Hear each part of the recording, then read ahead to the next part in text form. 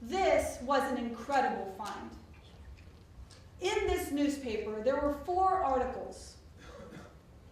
3 of the articles included horse ranching in Australia, electric light stations, protection of vegetables.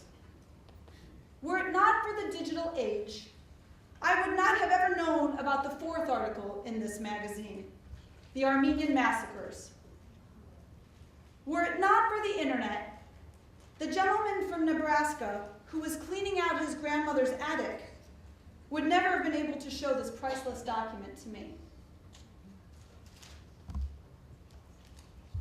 In it, the author writes, "It is estimated that 250,000 Armenians in the ravaged districts are now in a state of starvation. Minister Terrell expresses an opinion that upward of 10,000 Armenians have been massacred in 30 days preceding November 12th. The powers are bringing great pressure to bear upon the Sultan to put a stop to these atrocities.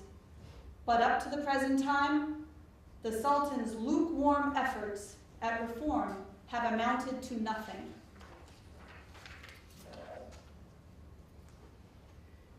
Here is another magazine, and this is a Harper's Weekly magazine, a renowned American magazine from September 19th, 1896. The words are chilling as they resonate true to this day.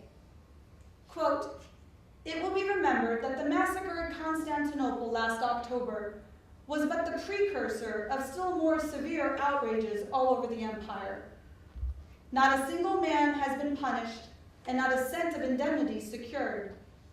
All over the land, Turks are sneering at the American government as heedless and powerless." From 1896.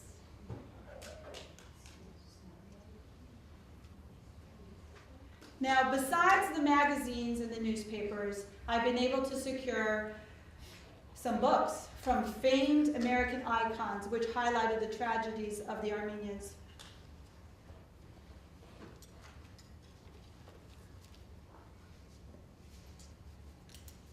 Here we go.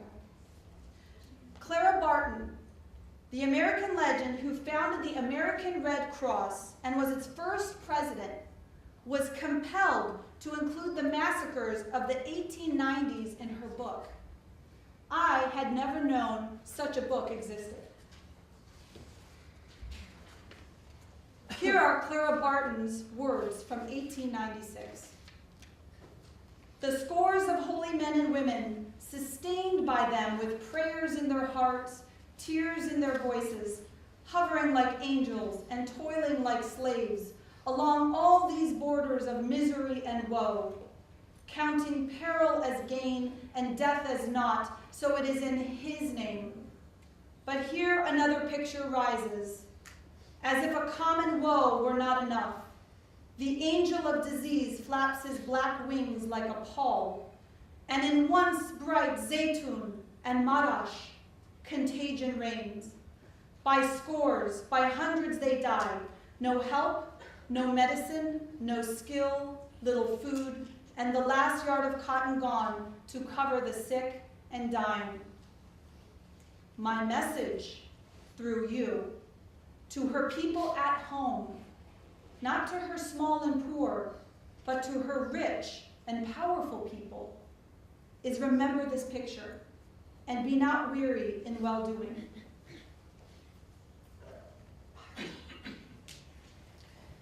People insist that I immediately put these items in a museum. Eventually. But before that, we should use the technological advances to breathe life back into these books and newspapers. The words of these eyewitnesses need to be brought forth for the whole world to hear and see. The internet should be flooded with these accounts. The way that this will be done is by digitizing these documents and making them available to the public to use in Armenian genocide research. This is not only securing our Armenian heritage through the digital age, but enriching it. The truth deniers may be able to rip up pages from a book, but once on the internet, it will remain preserved forever. We have focused on the importance of the Armenian woman from the aftermath of the genocide to present day. In every family, there is a story about an ancestor who had a tragic tale of horror and survival. The Armenian Women's Coalition of Los Angeles has begun a project to help serve and preserve these stories, and we want every family to briefly write down the story of that woman so that it can be preserved for future generations. We have the cooperation of the Armenian schools with students aged from grade 7 to 12 to take the form home, sit with their grandfather, grandmother, or whoever in the family has the most knowledge, and write down the story.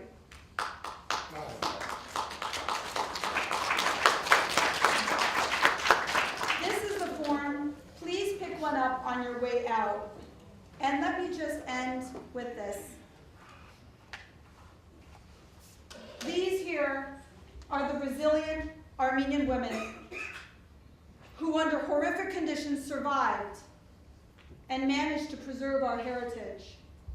We are their offspring, and we have the responsibility to conquer the challenges that lay ahead of us. We can and we must. Thank you. First and foremost, I want to thank the organizers of this important conference. I am truly honored to be here, and in my phone conversation with Ms. Yakubian, I asked her if, as a non-female, it was appropriate for me to talk at this event. Honestly, that was my first question, and I'm grateful that I was chosen to speak on this topic, which is extremely dear to my heart. Now, I promised I would be short. I would be as quick as possible, so please bear with me. I'm telling you, I guess I'm giving you a slight or a short biography of myself, so you would have an idea where I come from, how my ideas were formed as a child. But before going there, I would like to first and foremost say that the women's role in the Armenian community has been extremely important, both historically and in the modern sense. And for me personally, that story is even more, I guess, important because I was brought up in a household where my mom was the sole provider. My parents were divorced at a young age. So my mom raised me, and she was my biggest supporter and most important influencer. And in that sense, I do owe her a lot, and her ideas, her teachings are extremely important for me, and I'm sure in many of the families, the role of the woman is extremely valued and important. I have to say that the Armenian women have gone through many more challenges than probably any other woman of any other races. They have witnessed genocide, wars, earthquakes, and other tragedies, unfortunate tragedies. And as a child, growing up in Iran, I was able to attend, or I was actually taken to the Armenian genocide marches in Tehran at the age of 2. Now, for some, that might not be very correct or very politically in tune or psychologically in tune, but for me, it played a very, very big role. Since age 2, I saw the pictures, and as one of our speakers mentioned, instilling hope is the most important thing. For me, it was the gravity of the situation. I got to be very honest with you. I saw the photos, I saw the decapitated heads, and that was something that always stayed in my psyche. My grandma was living in northern Iran. Her family was brutally massacred when she was a child. Or the parents were able to escape the Armenian genocide, and they found home in northern Iran. My grandma would always tell me the stories about the Dashkan Tsagan Tagek, or the young sons that would come across the river go back again. That was the story that she would tell me. On the other hand, my grandfather was a staunch communist. So every single day in my household, there was this talk of Stalin Papan Lavar, Qarabağ at the yeah, that's how the Qarabağ survived. My grandma, on the other hand, would say Stalin Papan so and so. I don't want to use the exact words, but more of a nationalistic approach. Now, my mom, on the other hand, would always tell me stories about, I guess she would quote for me, the Dashnar orphan is ours, and the Hinchak orphan is ours. And that was her, I guess, ideals, or that was what she would quote me about AGBU. So I've always been, I guess, in a confused state of who, what I am, where I belong, and myself, I attended Gulbenkian and Gohar. One is a pre-Lissi school, and the other one is an AGBU school. So again, as you can tell, I couldn't really find myself where I was, what I wanted to do. I guess which side, in the traditional sense, I was taking. So the ideas always were in my head, and I was always trying to make sense of things that were happening at the time. Also, my mom, even though she was never a member, but she attended events by the Punic organization in Iran, which was a socialist / Hanchakian / so as you can tell, again, it goes to the point to more of my confusion. Now, my first political involvement was President of Iran's Khatami's campaign. I got involved because he promised liberalism and improved relations with the West. As a young Armenian, or as an 11-year-old Armenian kid, I decided that I would be collecting my friends and pass out posters of Khatami. And of course, I had to live in the same district where the Revolutionary Guard had a base or had a stronghold. So we would put up the posters, the Revolutionary Guard would come after us and take down the posters. But he won, even though I was 11 years old and I wasn't thinking probably straight.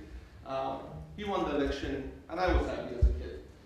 I was involved in home event in the US. When I moved to the US, I played soccer for ARA, and at the age of 14, I joined Unified Young Armenians.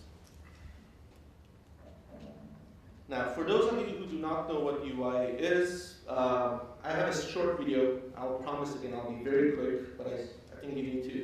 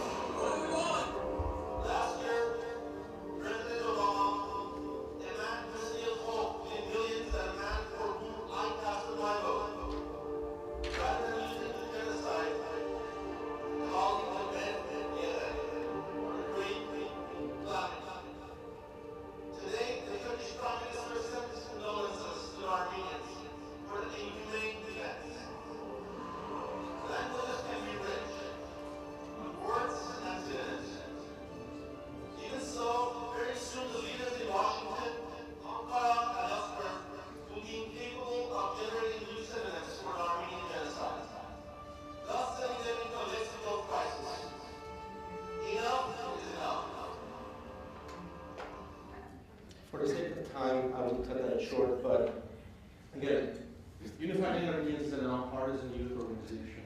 We are a member of the AGCC Western USA and UACLA. Our goal has been to serve as a catalyst for action among youth. Again, the topic that I am trying to cover today is the community activism among youth. Now, as far as the programs are concerned, Armenian Genocide, of course, is our biggest event and what we do every year. It goes without saying that we have had the opportunity to work with many of the organizations that are present here and are part of the organizers of this event. We have, as far as the Armenian Genocide March is concerned, we also have free Saturday school, Saturday Armenian school with history, language, and culture classes for about